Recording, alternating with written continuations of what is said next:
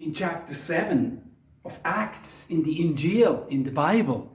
We are reading today, my dear friends, that Stefan, my name, Islamabad, 2021, I'm reading Bible with you, but Stephen, Stefano, Steve in the Bible, chapter 7, open your Bible, Acts chapter 7. In 3 parts we are reading it. He defended himself before the Jewish council when he was accused of blasphemy, speaking against the temple, against Moses, against the law. He didn't.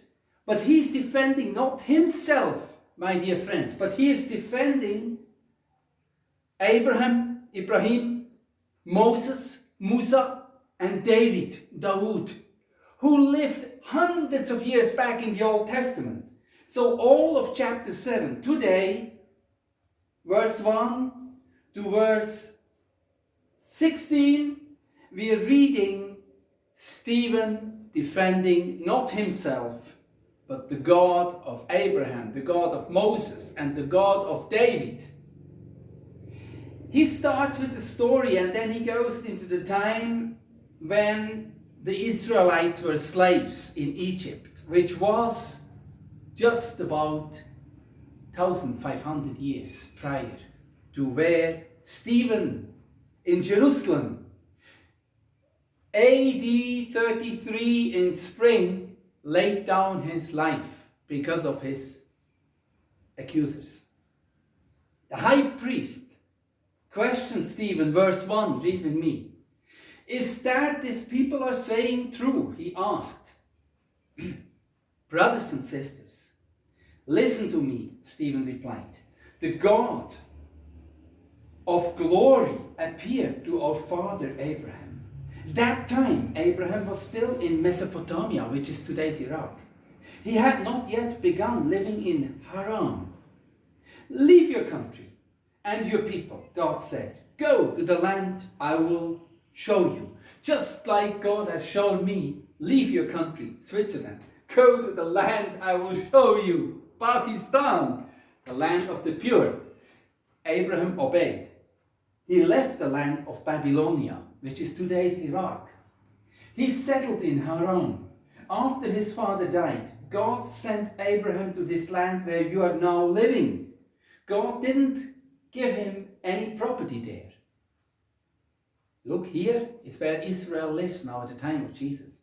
He didn't give him even a foot of land, but God made a promise to him and to all his family after him. He said they would possess the land.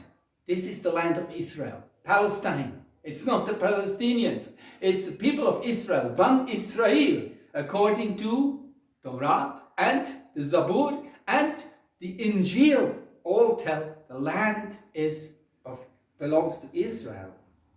Look, but God made a promise. He said they would possess the land. The promise was made even though at that time Abraham had no child.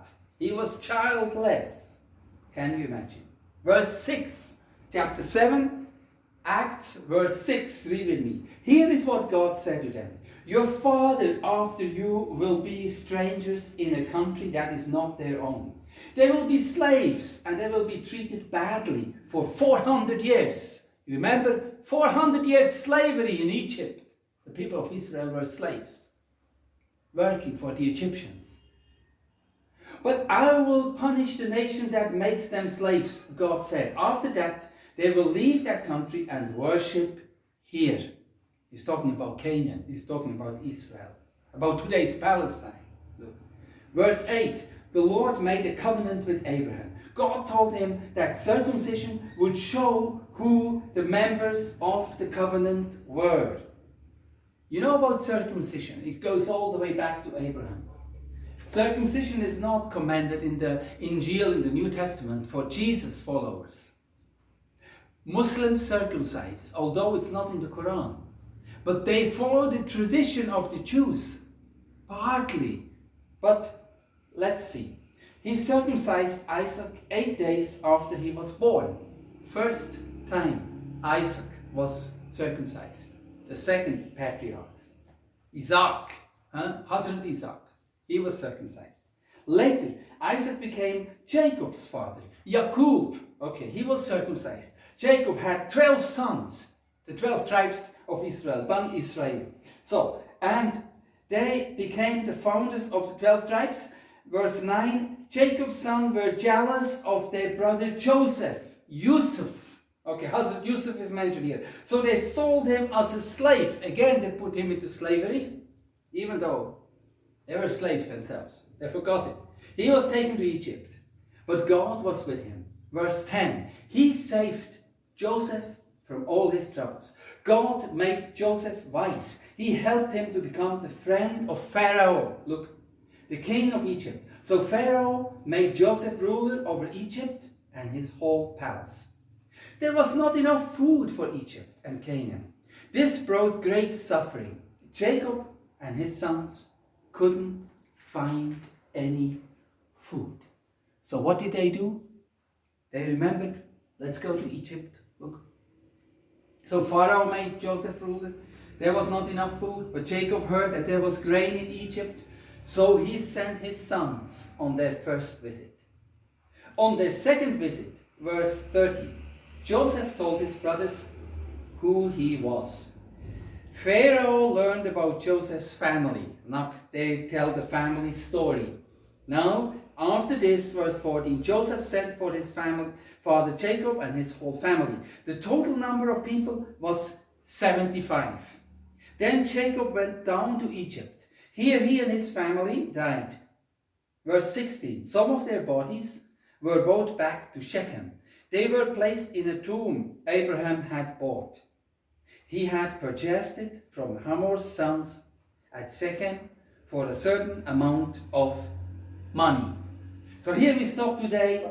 This is how Stephen told the Jews when he was accused of blasphemy in his defense. And this happened in spring 33 AD in Jerusalem. And this is the first defense quoting Abraham against him being a blasphemer, a blasphemous person who deserves death. He was the first martyr, Stephen, but let's listen what he tells next time about Moses.